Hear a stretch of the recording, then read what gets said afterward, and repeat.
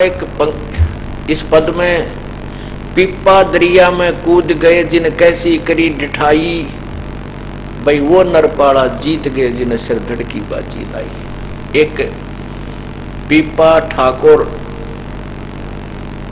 एक पिप्पा राम ठाकुर राजा था नागौर शहर का।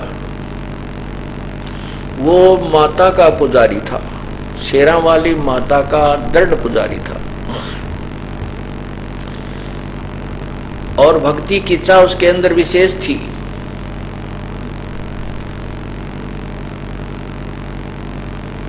भक्ति की चाह उसके अंदर विशेष थी और वो संतों महात्माओं के समागम अपने घर पर करवाया करते थे। उधर से पूर्ण परमात्मा कबीर देव जी काशी में प्रकट थे और स्वामी रामानंद जी को उन्होंने तत्व ज्ञान से परिचित करवा दिया था। उसके बाद रामानंद जी की मंडली उस तत्व ज्ञान का ही प्रचार किया करती थी, आन उपासना को मना करने लगे। एक दिन रामानंद जी की मंडली और पिप्पा ठाकुर राजा के नगर में वहां पर किसी के यहाँ सत्संग कर रहे थे, तो राजा को पता चला तो राजा ने उनको अपने पास भी बुला लिया। तो उसमें उन्होंने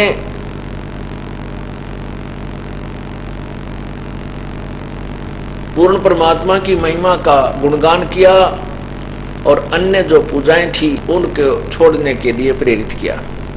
राजा ने कहा कि महात्मा जी, मैं तो शेरा वाली माता की पूजा करता हूं,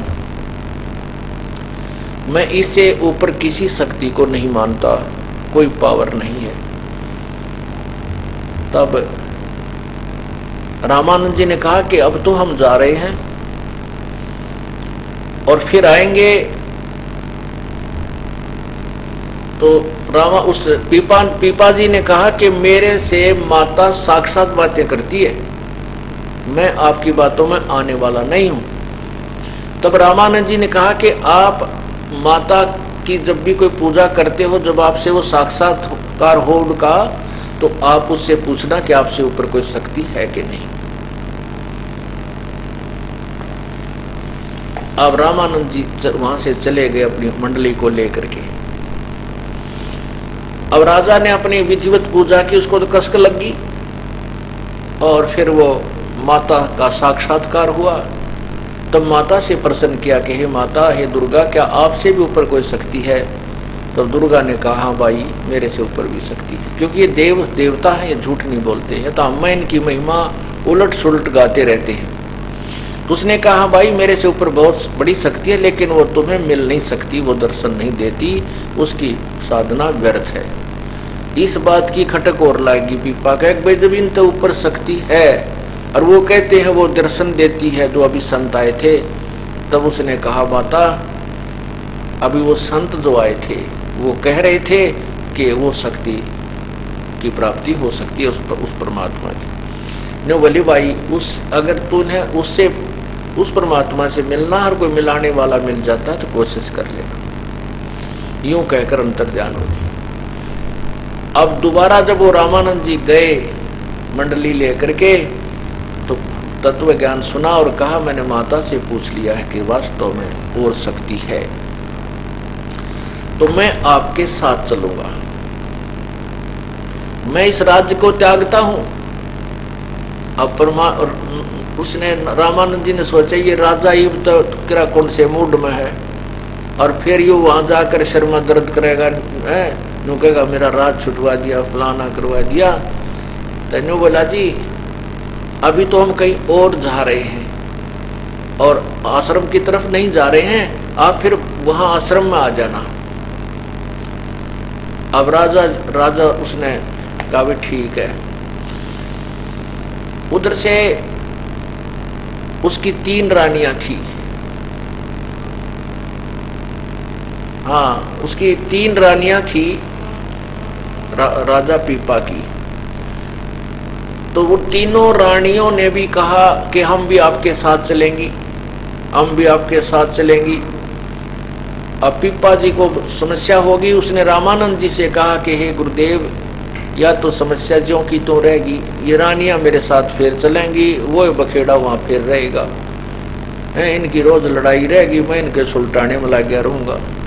हे भगवान, अब इन तो पीछा और छुटवाओ, आपका कोई विधि बताओ।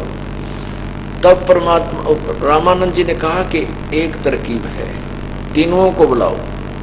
अब तीनों रानी, परमात्मा बोले भी, रामानंद जी बोले भी ठीक है, तुम भी बोलो तैयार, राजा के साथ चल पड़ना।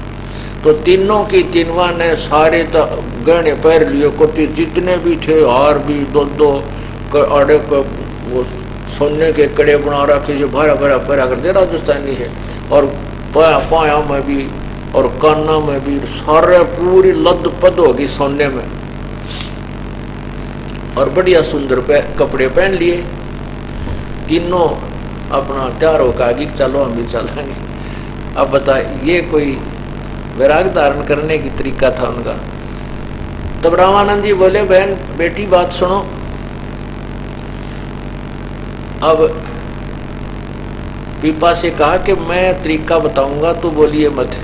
ठीक है जी, आप जैसे कोई। तो रामानंद जी बोले, बेटी जिन्होंने पीपा जी के साथ चलना है, ये सारे गहने जेवरात तार कर धर दो, रास्ते में करा कौन लूट ले, न मेरा कितने ठग मिलेंगे। अब वो तीनों चली गई। उनमें से एक का नाम सीता था। उस सीता ने तो सारे गहने तार तोड़ कर दे दिए, सिंपल ड्रेस पहन ली, साधारण से साड़ी, और उन दोनों ने नहीं उतारे।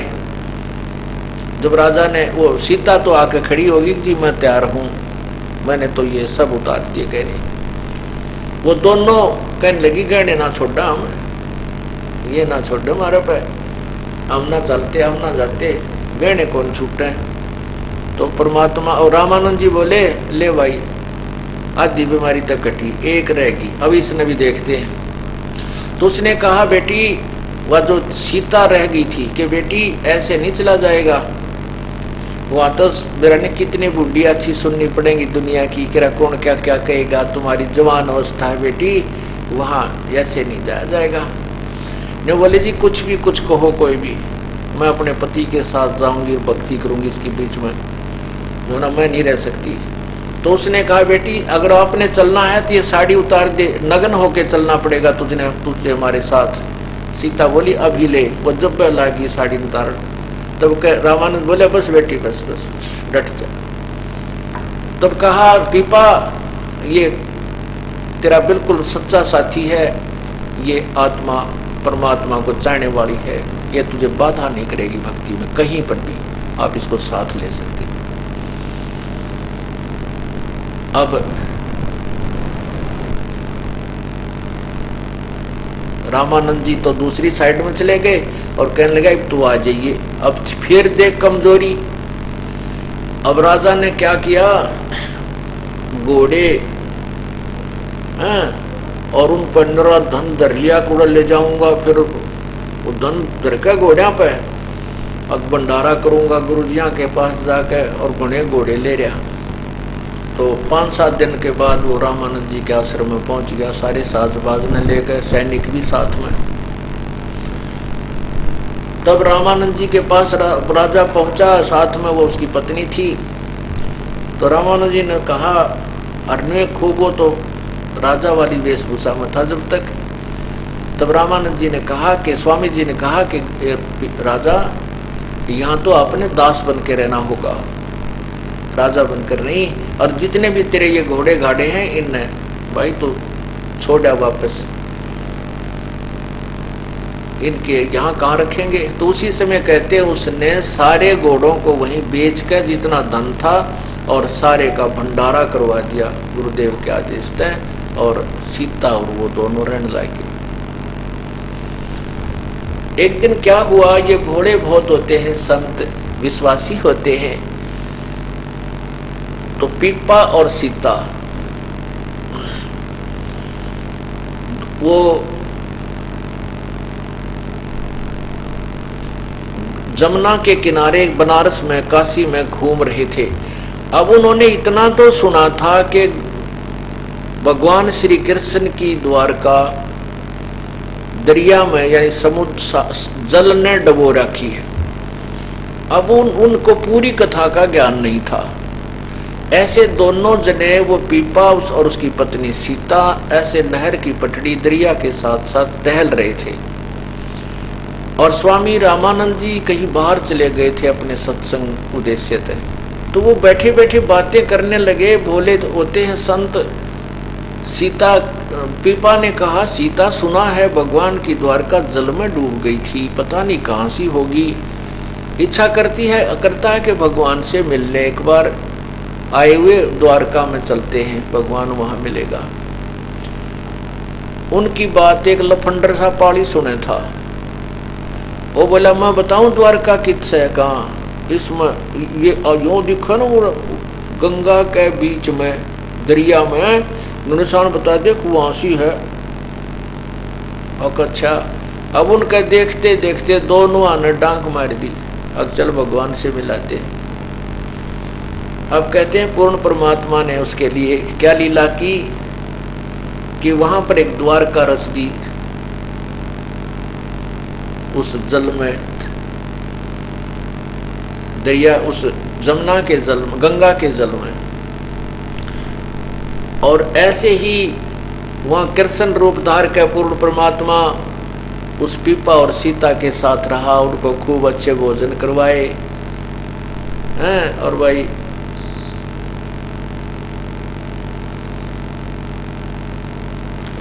एक यानी 7 दिन तक उनको वहां रखा मेहमान बना करके।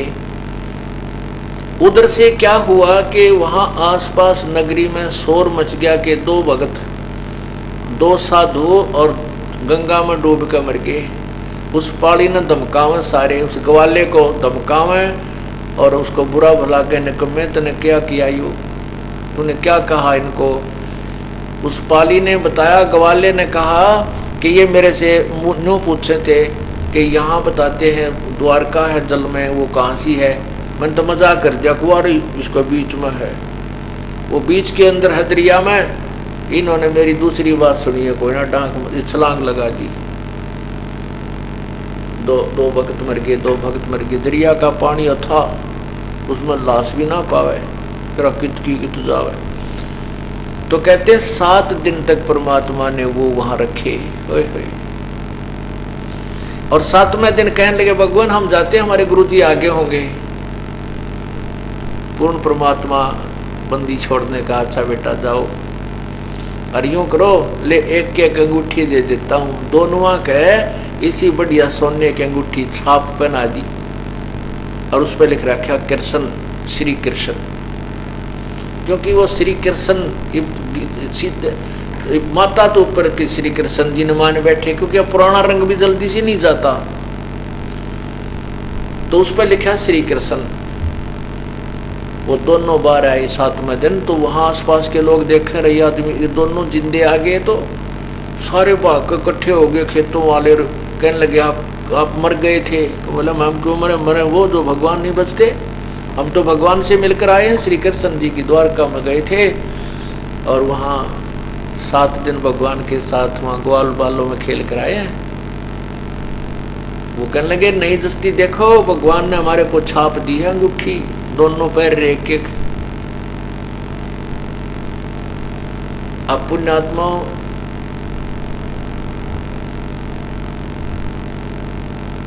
परमात्मा जो है ये समर्थ शक्ति है, वो पूर्ण ब्रह्म है। इस भक्ति को जीवित रखने के लिए वो ना जाने क्या क्या लीलाएं करता है। एक बार क्या हुआ कि पीपा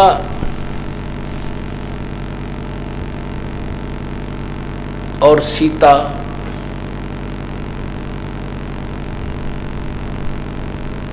ऐसे जा रहे थे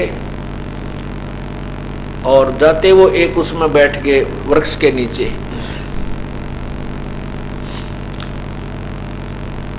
एक सेठ वहां पर आया और उसने कहा कि बाबा जी तेरे को भूख लगी होगी। कहाँ भाई, भूख तो लगी जाती है। तो उनको भोजन कराया, अच्छी तरह आहार करवाया। फिर कहने लगा कि इस औरत का तू क्या करेगा बाबा जी, ये दुखी हो रही तेरे साथ, इसको मेरे साथ भेज दे, मुझे दे दे। ने बोला ले जा भाई, तेरा भलाओ, मैं भी दुखी हो रहा हूँ, इस तरह ले जा। और सीता उसके गेल उठ कर चल पड़ी। अब जा भगवान, तो सेठ के पास जा, इसको आवश्यकता होगी रोटी टूका बनाने की, खाना खुना बनाने की, चली गई। अब उसने, सेठ ने तो ऊपर चौबारे में छोड़ दी, तू यहाँ नहा धो ले और कपड़े कुपड़े बदल ले, अच्छे बढ़िया कपड़े ला दिए। अब सेठ जी आध घंटे के पाछे गया, ऊपर कुआड़ खोले तो वहाँ शेरनी का रूप धारण करके वह शेरनी दिखाई दी। और सेठ जी तो उल्टा कुला करता हुआ, पड़काले में गनूल लोट करता हुआ तला आगे पड़ा, मर गया मर गया मर गया। क्या हो गया? तो किसी नहीं बताओ, भाजा गया जहाँ पीपा जी बैठे थे। कहने लगे महाराज जी उसने ले आओ ना भाई, राख तो है, अभी तो कुछ दिन राखते ले, आज भी ना पूरा भी दिन ना होया त्रेता है। ने बोला नहीं कति मर जाएगा मैं तो, मार दिया बड़ा, वो शेरनी बन की बात है। जब पीपा गया ने बोला आजा भगवान, इसे बुद्धिहीन तो बहुत मिल लेंगे अपन को। इस प्रकार पुण्यात्माओं परमात्मा के नाम पर लगने के बाद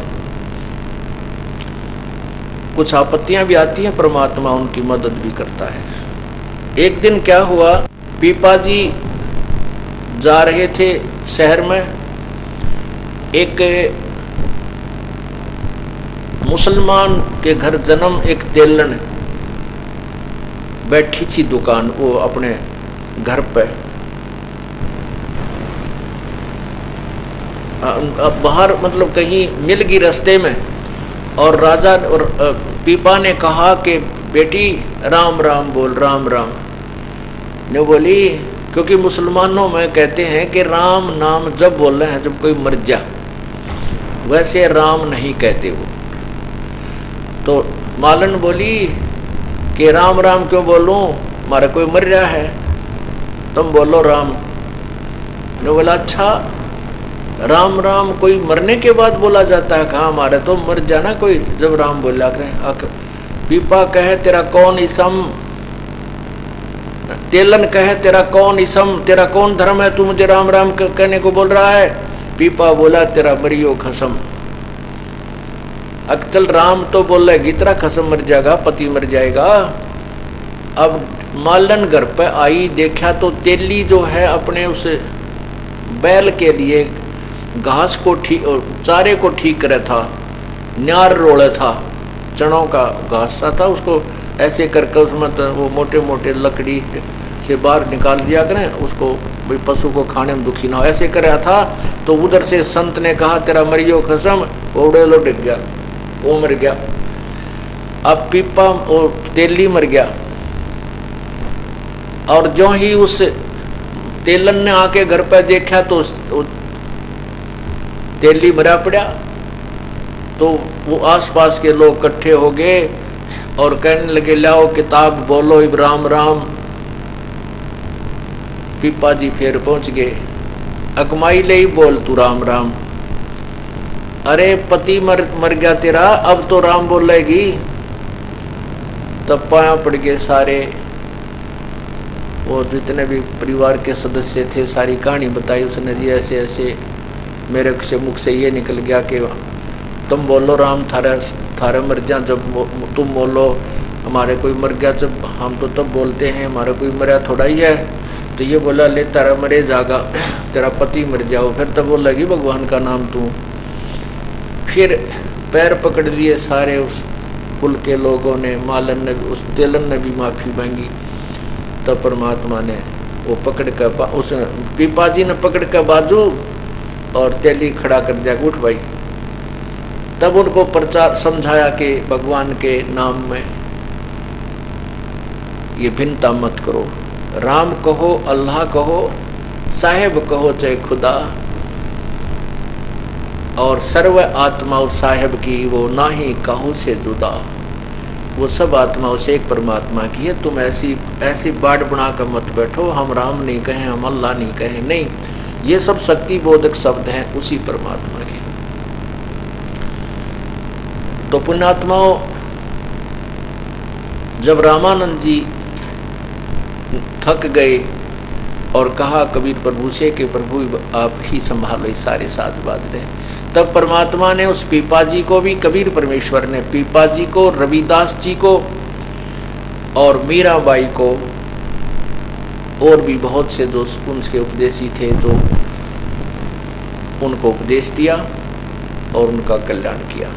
अब पुण्यात्माओं, साधना पूर्व जन्म की जो साधना थी उस पिछले जन्म की कमाई से ही इतनी हिम्मत आती है कि दरिया में कूद जाना, अपनी पत्नी को किसी के साथ भेज देना, उनको विश्वास इतना दृढ़ बन जाता परमात्मा पे कि इसको आंच नहीं आ सकती, ये सत्य के ऊपर है और प्रभु हमारे साथ है।